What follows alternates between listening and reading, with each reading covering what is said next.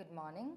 With an aggressive 50 bips cut in the repo rate, the RBI has effectively sent out a signal to the government that the further push to the economy should come from the fiscal side. The question now is whether the government will complement the central bank's action in reviving investor confidence. The finance minister has acknowledged that the monetary policy should help in investment revival and contribute to strengthening of business sentiments. A spillover of gains could be seen today, especially at start. The world seems to be a better place, with US stocks staged one of the best gains since mid-March, with the leading indices heading over 1.5% each. Asian indices are up too. The International Monetary Fund raised global economic forecast to 3.5% for 2012, up from 3.3%. However, the IMF has marginally lowered India's economic growth forecast to 6.9% in 2012 from an early projection of 7% on weak global and domestic grounds.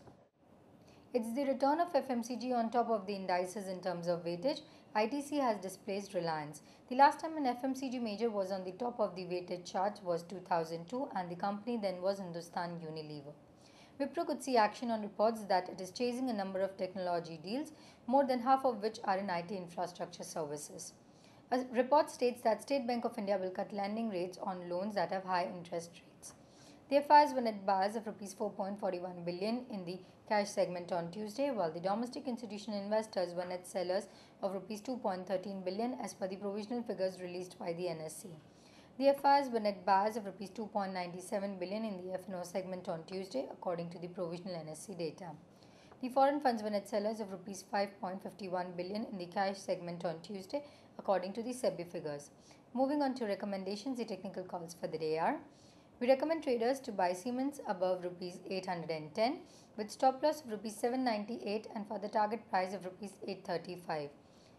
Our derivative strategy for the day is long Syntex April futures above Rs 82.5 for the target price of Rs 86.5 and a stop loss placed at Rs 80.5. Thank you. Wish you have a great day ahead.